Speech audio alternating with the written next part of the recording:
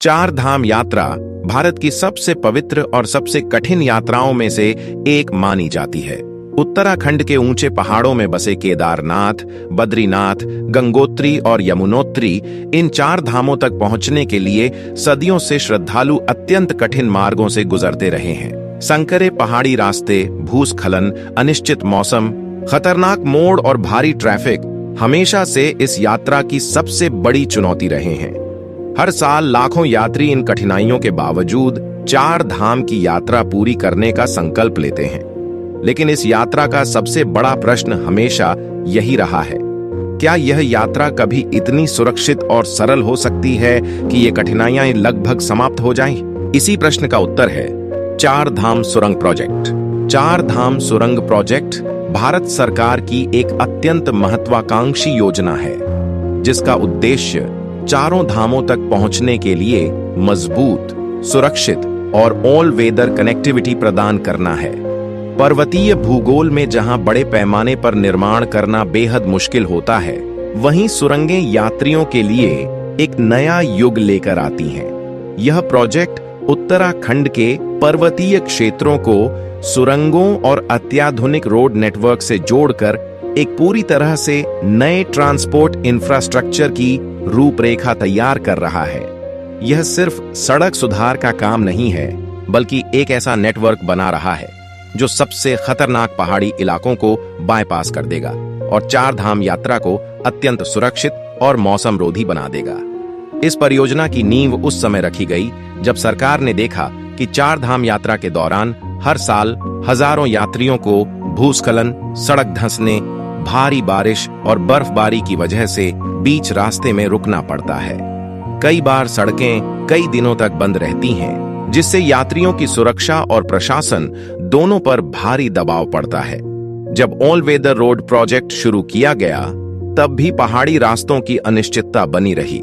तभी यह महसूस किया गया कि पहाड़ों में सड़क सुधार के साथ साथ सुरंगों की श्रृंखला बनाना आवश्यक है।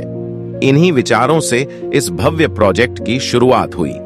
चार धाम सुरंग प्रोजेक्ट में कुल मिलाकर कई बड़ी सुरंगें बनाई जा रही हैं, जिनमें से कुछ सुरंगों की लंबाई 4 से 5 किलोमीटर तक है। इनमें सबसे बड़ी और महत्वपूर्ण है सिलक्यारा बरकोट सुरंग, जो यमुनोत्री मार्ग को सुरक्षित बनाएगी। यह क्षेत्र इतना भूस्खलन प्रवण है कि बरसात के मौसम में कई बार यात्रियों को घंटों वहीं रुका रहना पड़ता है। सड़क कई जगह गिर जाती है, जिससे यात्रा जोखिमपूर्ण हो जाती है। इस सुरंग के बनने के बाद इस पूरी खतरनाक बेल्ट को बाईपास कर दिया जाएगा और यात्रा का समय भी बहुत कम हो जाएगा। इसी प्रकार बद्रीनाथ मार्ग पर हेलंग मारवाड़ी सुरंग, गंगोत्री मार्ग पर 0 डिग्री सुरंग और केदारनाथ मार्ग पर कई छोटे मध्यम आकार की सुरंगें यात्रा को सुरक्षित और सरल बनाने के लिए विकसित की जा रही हैं। सुरंगें क्यों आवश्यक हैं? यह समझने के लिए हमें हिमालय की भूगोल संरचना को समझना होगा। हिमालय एक युवा पर्वत श्रृंखला है जो भूगर्भीय रूप से अभी भी गतिशील है। यहाँ की चट्टानें नरम, परपटीदार और अस्थिर होती हैं। मानसून के दौरान अत्यधिक जल प्रवाह ढलानों को कमजोर कर देता है और लगातार भूस्खलन का खतरा बना रहता है। पहाड़ी सड़कें इन परिस्थितियों के कारण बार बार टूटती हैं और यात्रियों के लिए जोखिम बढ़ता है।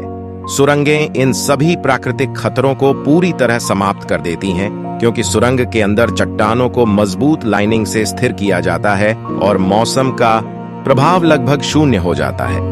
इसलिए सुरंगें चार धाम यात्रा का सबसे सुरक्षित विकल्प बन गई हैं। इस प्रोजेक्ट की लागत भी बेहद बड़ी है, क्योंकि सुरंग निर्माण किसी भी इंफ्रास्ट्रक्चर प्रोजेक्ट से कई गुना कठिन होता है। अब तक इसके लिए लगभग 10,000 करोड़ से 12,500 करोड़ तक की अनुमानित राशि बताई गई है। यह खर्च भूगर्भीय स्थितियों और डिजाइन की जटिलता के आधार पर बढ़ भी सकता है। कई सुरंगों में आधुनिक मशीनों जैसे TBM, टनल बोरिंग मशीन का उपयोग होता है, जबकि कमजोर चट्टानों वाले क्षेत्रों में NATM तकनीक अपनाई जाती है। यही वजह है कि लागत में मजबूती, सुरक्षा और आधुनिकता का पूरा भार शामिल होता है। इन सुरंगों के बनने से चार धाम यात्रा में कई बड़े बदलाव आएंगे। सबसे पहला फायदा यात्रा के समय में भारी कमी है। उदाहरण के तौर पर सिलक्यारा बरकोट सुरंग बनने के बाद 26 किलोमीटर की दूरी घटकर केवल 4.5 किलोमीटर रह जाएगी, जिससे यात्री कई खतरनाक मोड़ों से बचकर कुछ ही मिनटों में आगे पहुंच सकेंगे।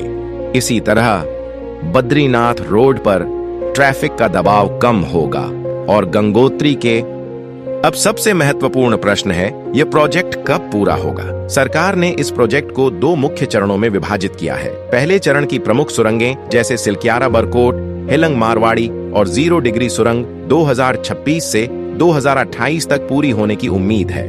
दूसरे चरण में आने वाली तकनीकी सुरंगें 2028 से 2031 तक तैयार होंगी।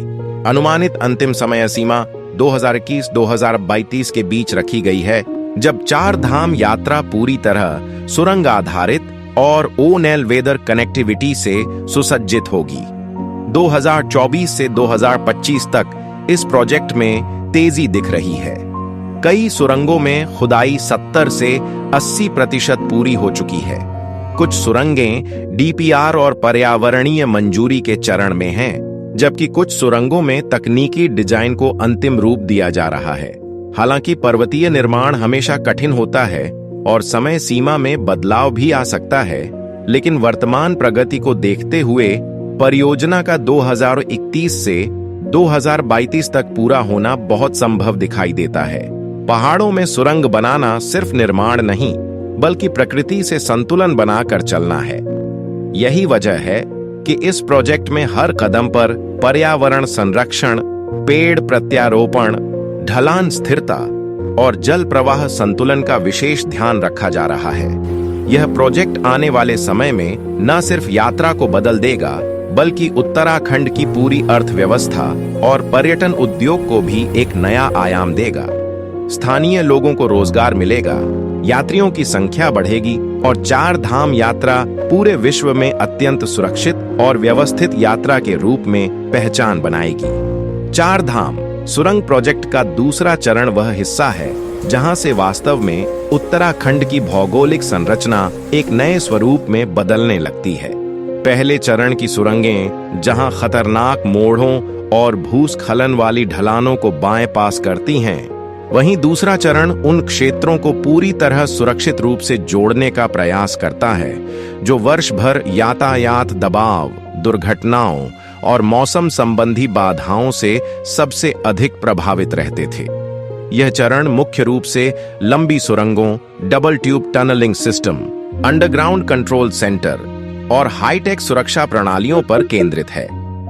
इस चरण में यह सुनिश्चित किया जा रहा है कि यात्रा केवल तेज न हो, बल्कि इतनी सुरक्षित हो कि एक बार सुरंग के अंदर पहुंचने के बाद यात्रियों को मौसम, ढलान, चट्टानों या सड़क टूटने का कोई डर न रहे।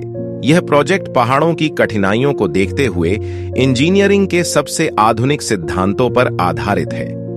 दूसरे चरण में इंजीनियरों को उन क्षेत्रों से गुजरना है जहां चट्टानें अत्यधिक कमजोर हैं और जहां लगातार पानी रिसने के कारण खुदाई एक बड़ी चुनौती बन जाती है। यहां टीबीएम मशीनों का उपयोग सीमित है, क्योंकि टीबीएम के लिए स्थिर और मजबूत चट्टानें आवश्यक होती हैं। इसलिए इस चरण का अधिकांश निर्माण NATM तकनीक से किया जा रहा है।